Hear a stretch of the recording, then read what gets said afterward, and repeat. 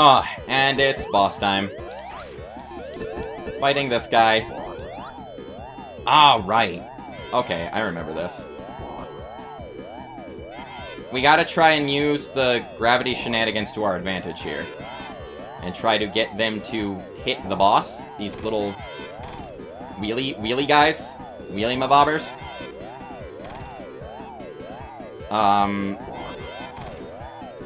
I believe we need to hit him with the spike side, though, if I'm recalling correctly. Like, this right here. Yeah, okay. 'Cause, we can't hit him because of the bumpers there. Oh, what the heck? Why did that... They do explode after a while, which is kind of annoying. Especially when the one that's about to hit him is the one that explodes out of existence. It's, not fun. And this is just kind of... wait for it, boss. Like before. Just gotta wait for the right opportunity for the little cart spike guys to be in position, and for him to be in position, and things like that. Yeah. Not really much else to say here. Losing my rings. Not a fan of that. Overall, not super difficult, just kind of annoying. This game does at times like it's bosses that make you kind of wait around for your opportunity to actually do things to them. There we go. Gravity's been returned to normal. We destroyed Eggman's thingy, and now we get to chase after him. Going on to what is technically another final boss of Sonic 3 and Knuckles. Technically the final boss of Sonic and Knuckles, I believe. Meet the giant Death Egg Robo, or whatever his name is. I don't know what it actually is. We gotta destroy his fingers, because why not? It just seems like a thing to do, I guess. It's the one part of the boss he's attacking us with, so of course we have to attack back. Alright. One finger left on this hand.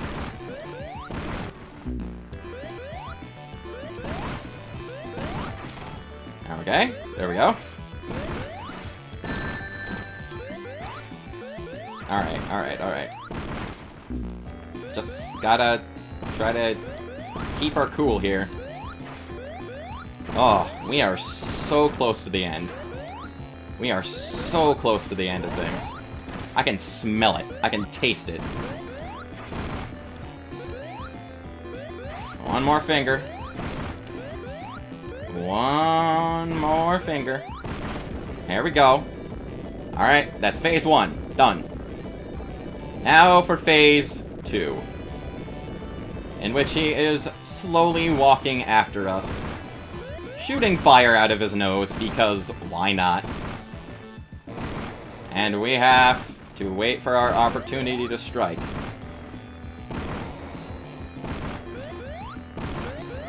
Okay, that's how you do it. We gotta hit this in the nose, attack the Master Emerald.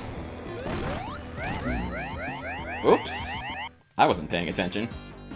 Okay.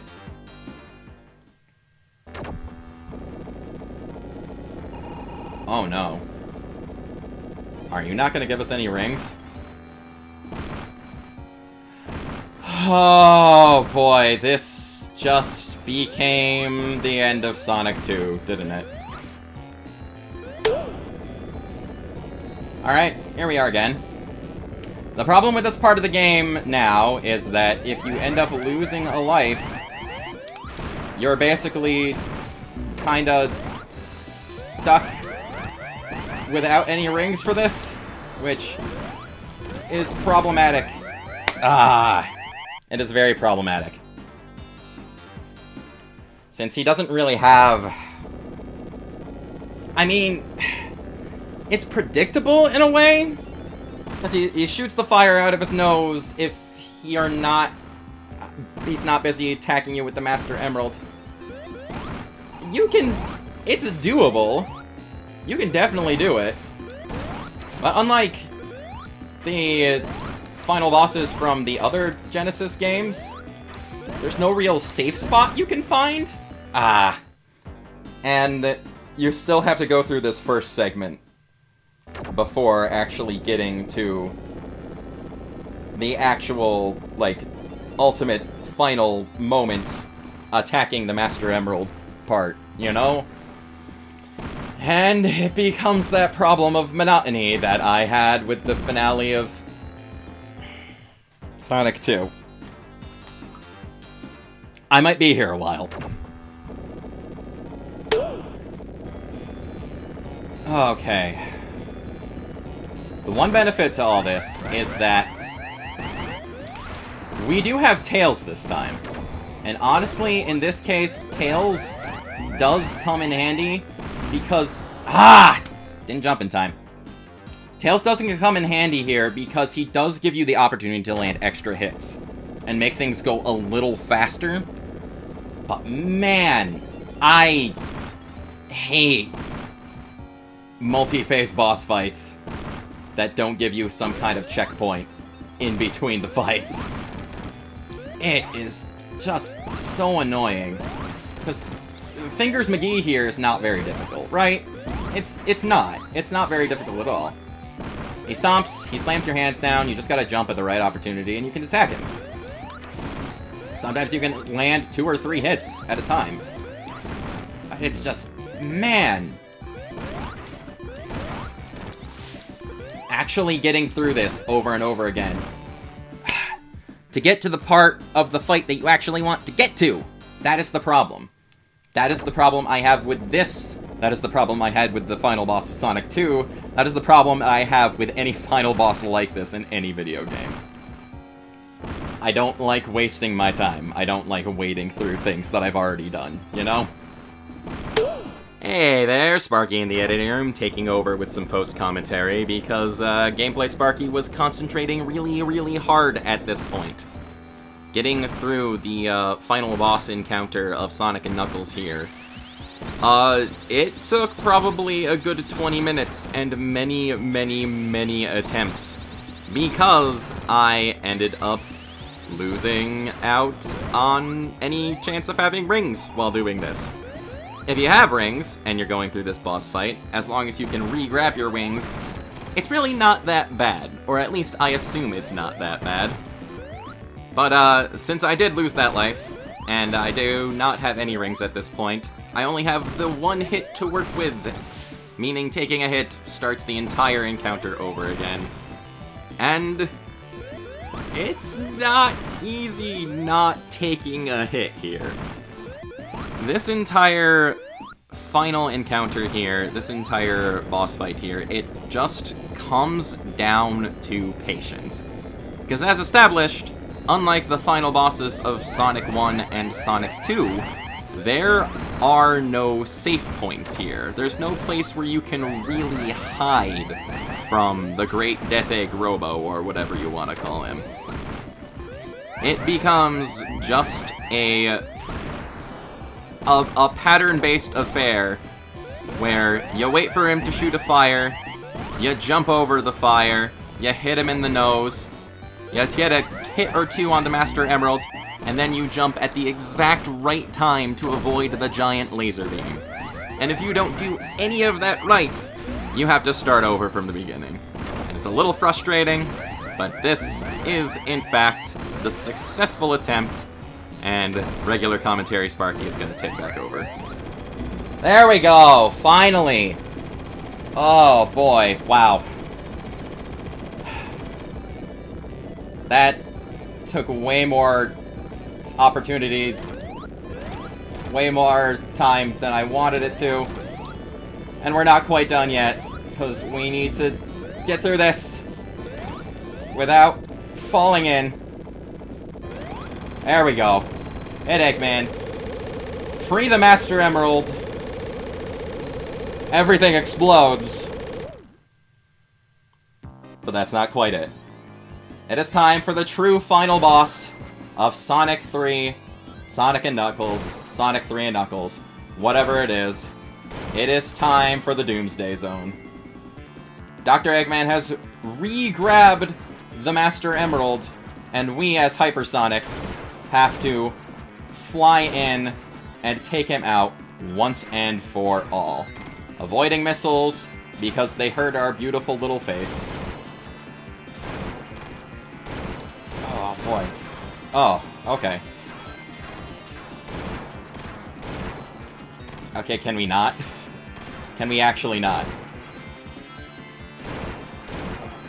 We need to actually, like, catch up to him first. That's the problem. We do kind of have our, like, hypersonic dash here. You push the jump button and it scoots you forward a little bit. Basically, that first segment is just, like, all about gathering rings. And now it's all about leading his missiles into him to try and deal as much damage as we can. Because we are in a very strict time limit, because we are running out of rings as we fight. Oh, this also might take a few opportunities. There goes that. That's phase 1 of the battle. But it's not quite done. We're still slowly running out of rings. We need to try and regather our supplies, avoiding meteorites and the missile attacks and things like that. Oh boy. And we just gotta try and strike him at every given opportunity. I don't remember how many hits it takes. Boy, you drain it rings fast. I forgot how fast the rings get drained here. It is very concerning. But we're almost there. We are almost finished.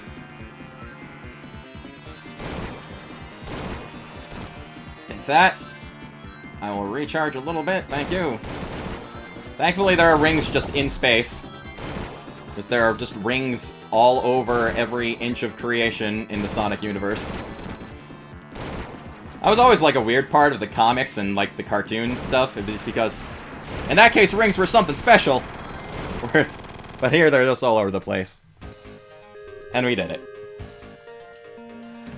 We did it. We made it to the end of our journey. We recovered the Master Emerald. We got all the Super Emeralds. We finished Sonic 3 and Knuckles with the best possible ending. And thus, our journey through the classic Sonic games has in fact come to a close. Well, these classic 4 Sonic games. The Sonic Origins story mode. Hey, I managed to pronounce the name right again. With our accomplishment, we deliver the Master Emerald back to its rightful place, and we get to see Angel Island take back off into the sky. Because, of course, Master Emerald is where it belongs. We are flying away victoriously, and Knuckles gives us a fond farewell. Seagulls, dolphins, executive producers, all around. Well, that does in fact bring Sonic 3 and Knuckles to the credits. And I gotta say, I still really love this game. It is by far my favorite out of the classic Genesis Sonic titles. I don't think there's any question about that. It does have some of those, like, frustration factors as you go on through the whole extended adventure. Things like Sandopolis Zone, things like the Death Egg Zone, and the Great Egg Robo final boss fight. Yeah, that does get a little tedious and frustrating, if you don't have any rings. But the difference between that fight and, say, the Sonic 2 final boss fight is that it at least gives you the opportunity to go into that fight with rings. And if you lose your rings, well, that's on you. And it just makes things harder for you by default. Because you screwed up, and you apparently deserve to be punished for that. But yeah, man, Sonic 3 and Knuckles. Like, even just Sonic 3 and Sonic and Knuckles alone, they're both great. They're both amazing Sonic games overall. But then you just have that crazy lock-on technology that combines them together and makes the super experience that you get to have instead. It just creates what is, to me, like, the ultimate Sonic the Hedgehog game, I feel. I feel like, as far as classic side-scroller Sonic is concerned, the only other game that I think matches up to Sonic 3 and Knuckles on some level is probably Sonic Mania. Sonic Mania is really good, and I would like to go and play that at some point, because definitely playing through all the classic Sonic games gave me an itch to play Sonic Mania again. And Sonic Mania is amazing, but I guess that's for whenever we play Sonic Mania. Presented by Sega. Supersonic's here, giving us the thumbs up. We did it. We got the best ending, with all the Chaos Emeralds and all the Super Emeralds, in Sonic the Hedgehog 3 and Knuckles. First time I've ever done this, and I'm really happy about it. I'm really proud of myself, honestly. It is an incredible experience, and I freaking love it. One last cutscene with good old Doc. We get to see him and a little birdie. Oh, you shouldn't have done that, Doctor, should you? Because we know where this sort of thing goes. With a little bird and a balloon, and some kind of inflatable toy or whatever. Finn. And that, my friends, marks the end of Sonic Origins. Oranges. Whatever other names I've called it throughout this whole thing. Amy acts like she was a part of it, even though she really did nothing. We get to see all of our good buddies here causing havoc, I guess.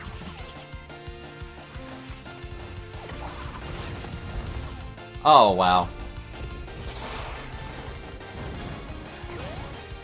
Man, overall, this was a good time.